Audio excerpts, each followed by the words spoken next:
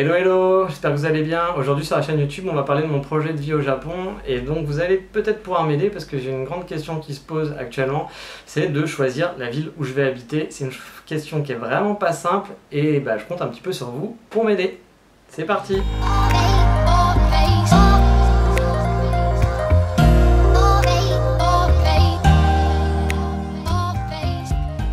Donc oui, aujourd'hui on va parler de mon projet de vie de vivre au Japon. Donc comme vous le savez, je vais aller étudier pendant 2 ans au Japon. Et du coup j'ai un choix pas facile. Il va falloir effectivement que je trouve une école, mais des bonnes écoles, il y en a un peu partout. Bon, il y a aussi des mauvaises, il faut faire attention.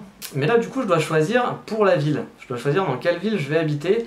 Et c'est un choix qui est pas simple parce que j'ai visité pas mal de villes au Japon, il y en a pas mal qui me plaisent. Et en fait, en pesant le pour et le contre, c'est très difficile parce que chacune a des avantages et a des inconvénients. Et quand on regarde bien, c'est vraiment dur à choisir. Alors, en fait, je vais vous présenter dans des petites vidéos, voilà comment ça va se passer. Aujourd'hui, je vais juste pour vous dire quels sont un petit peu les critères que je cherche. Et je vais faire après 4 vidéos qui vont me présenter les 4 villes que j'ai sélectionnées pour l'instant. Donc il s'agit en fait de Fukuoka, Kyoto, Osaka et Tokyo. Alors si vous voyez d'autres villes qui pourraient peut-être me plaire, faut pas hésiter dans les commentaires à me dire tiens, est-ce que tu as pensé à tel ou tel endroit. Effectivement j'ai pensé à d'autres villes, on m'a déjà beaucoup parlé de Kobe, mais moi j'avoue que Kobe j'ai pas eu forcément un très grand coup de cœur. La ville est sympa à visiter mais j'ai pas eu de coup de cœur énorme. On m'a parlé aussi de Nagoya. Nagoya j'ai bien aimé mais c'était des conditions particulières, j'avais un très bel appartement, j'habitais dans le centre.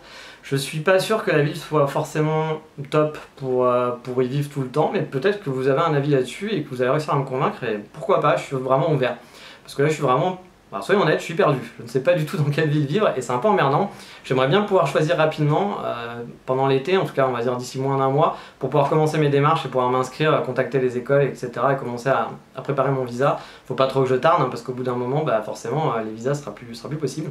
Donc voilà, je vais déjà vous présenter en fait le pourquoi du comment, en fait, pour que vous puissiez m'aider, savoir ce que je recherche en fait comme ville, parce que c'est un peu spécifique, ça va pas être la même chose que là ici je travaille à Paris, je vais pas avoir les mêmes attentes au Japon en fait. Alors je vous explique pourquoi.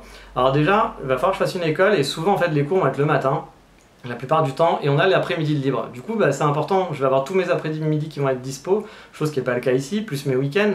Alors effectivement il va falloir que je travaille, il va falloir que je travaille mon japonais, parce que forcément je vais avoir des devoirs, des choses à faire, mais je ne pense pas que j'aurai des cours ou des exercices tout le temps et que je vais forcément avoir du temps libre. Je ne compte pas travailler aussi la première année, je ne compte pas faire de petits boulots, peut-être la deuxième pour pouvoir un peu plus m'intégrer et autres, mais la première année je vais en profiter. Donc du coup vous avez déjà un peu cette idée là, que je vais avoir du temps libre. Et donc ce temps libre, un des premiers critères ça va être de trouver un coin, enfin des coins pour me poser, parce que je vais sûrement avoir un petit appartement et donc du coup je vais vouloir profiter un petit peu de la ville. Quand il va faire beau forcément on a envie de sortir, on a envie d'être dehors. Je vais pas non plus avoir un budget extensible, donc je vais pas pouvoir sortir, aller me faire des ciné, aller faire plein de choses tout le temps, ou même me poser dans des cafés. Je vais pouvoir le faire de temps en temps et je compte bien le faire, mais je vais pas pouvoir toute l'après-midi rester sur un cappuccino tous les jours. Donc il va falloir que je trouve des coins quand même pour me balader ou juste pour me poser et puis attendre et puis faire des choses. Je compte faire de la photo aussi, donc ça aussi ça rentre en compte. Le deuxième point, ça va être de rencontrer du monde, parce que je vais au Japon, j'ai envie de rencontrer des Japonais et des Japonaises, bien entendu. Si je peux trouver l'amour, tant mieux, mais ça on verra, ça se commande pas. Mais du coup, ça va être important d'avoir du monde, c'est-à-dire que si je vais dans une ville où il y a, je sais pas moi, 10 000 habitants, forcément ça va être beaucoup plus compliqué pour rencontrer des gens avec qui on s'entend bien que dans une ville où il y en a 40 millions. Alors il faut faire attention aussi, parce que le but c'est pas de traîner qu'avec des étrangers, et dans une ville où il y a 40 millions d'habitants, on va peut-être avoir forcément tendance à rencontrer plus d'étrangers que dans une petite ville, effectivement, avec des Japonais. Donc, faut prendre ça en compte. Moi, je suis quelqu'un de citadin, j'habite dans une grande ville qui est Paris, je l'ai choisi, c'était aussi par le boulot, mais j'ai choisi de venir à Paris, et c'est vrai que le fait qu'il y ait du monde, ça compte pour moi, voilà. Troisième point, il est tout bête, c'est le coût de la vie. Alors, le coût de la vie, pourquoi ? Parce que mon budget va pas être extensible. Comme je vous ai dit, la première année, je vais pas travailler, et en fait, dans mon budget, pour l'instant prévisionnel du Japon, je ne veux pas compter l'argent que je pourrais gagner sur place, parce que je sais pas du tout comment ça va se passer, et donc je me fais un budget avant de partir, j'aurai tant d'argent avant de partir, et je me dis voilà, j'ai tant d'argent, le coût de la vie et mon budget sur place ça va être de temps, il faut que ça matche. Donc pour vous donner une idée, mon budget il n'est pas encore, il peut être fluctuant, ça va dépendre de plusieurs critères, mais il devrait aller de 45 000 € minimum à 65 000 € max, peut-être un petit peu plus. Donc avec cet argent-là, il faut que je puisse vivre pendant 2 ans, les frais scolaires compris, et bien sûr les frais sur place, sachant que j'ai pas envie non plus de vivre, de rien pouvoir faire. Je veux quand même avoir un petit peu d'argent pour pouvoir sortir, pour pouvoir aller au resto de temps en temps, me faire des cafés régulièrement. Donc j'ai compris ça dans mon budget, j'ai déjà fait des calculs. Et d'une ville à l'autre, peut y avoir vraiment une grosse différence. Par exemple, J'irai plus dans les détails dans les vidéos, mais de Tokyo à Fukuoka, Tokyo ça va être un budget, de ce que j'ai pu voir sur internet par rapport à moi, ce que je veux vivre, ça serait 65 000 € justement, donc mon budget max, alors que Fukuoka c'est 45 000, il y a 20 000 € de différence sur 2 ans, c'est pas négligeable. Le quatrième point c'est la situation géographique. Alors qu'est-ce que ça veut dire situation géographique? Comme je vous le disais, donc il y a aussi la vie de quartier tous les après-midi, donc faut qu'il y ait des choses à faire aux alentours, parce que je vais pas faire 2 heures de trajet à chaque fois en me disant ouais j'habite dans cet endroit, il y a plein de trucs à faire autour, mais s'il y a 2 heures de métro à faire à chaque fois ou 2 heures de train, vous n'allez pas faire ça tous les après-midi. Donc ça c'est important que la situation géographique proche, il y ait des choses à faire dans l'école ou dans la vie de quartier à côté.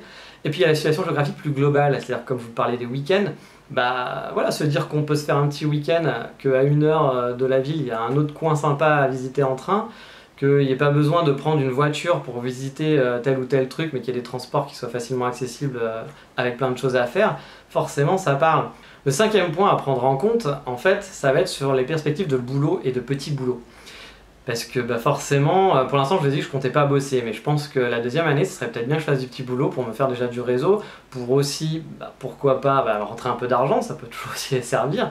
Et puis aussi, pour parler japonais un peu plus régulièrement, parce que les cours c'est sympa, mais je pense qu'en bossant, forcément, on améliore son japonais. Alors la première année, je pense que j'aurais pas le niveau pour me dire allez, je vais bosser dans un petit boulot, on peut faire, mais je vais être plongeur ou je sais pas quoi, ça va pas m'aider beaucoup pour apprendre le japonais. Mais la deuxième année, si j'ai déjà un petit niveau en japonais, peut-être que je pourrais servir quelque part dans un café ou je sais pas, quelque chose comme ça.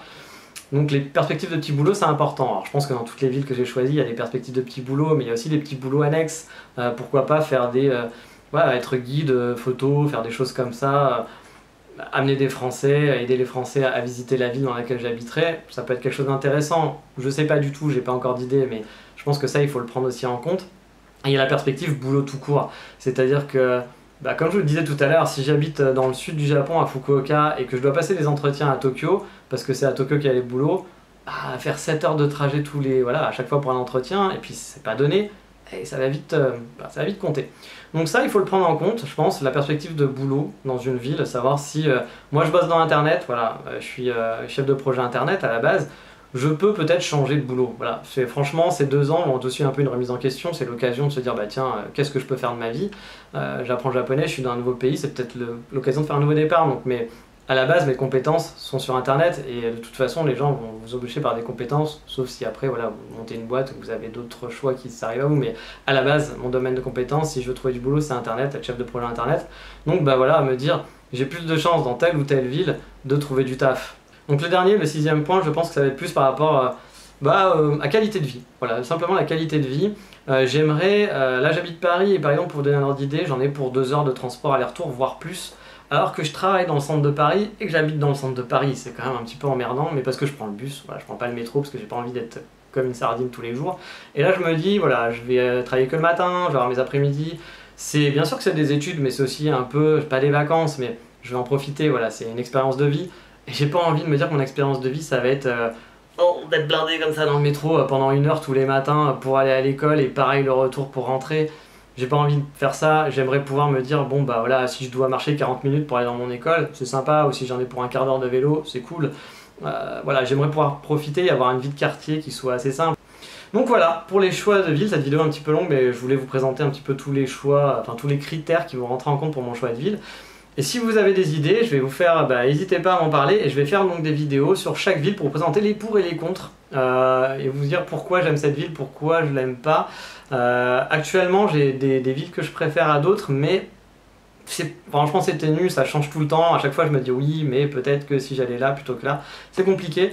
Donc j'ai besoin de votre aide, et puis j'espère que ça pourra aider d'autres aussi, parce qu'en donnant les pour et les contre, ou quand vous allez donner votre avis, peut-être qu'il y a des gens qui vont chercher aussi où habiter au Japon, et que ça pourra les aider. Et quand j'aurai choisi, bien sûr, je ferai une vidéo pour vous dire pourquoi j'ai choisi cette ville et pas une autre. Donc voilà, donc là il y a d'autres vidéos qui vont arriver très rapidement pour vous présenter donc les 4 villes qui m'intéressent. Et merci beaucoup, si vous avez aimé cette vidéo, n'hésitez pas à liker, n'hésitez pas à vous abonner à la chaîne et à faire des commentaires. Allez, à bientôt, bye bye, ciao.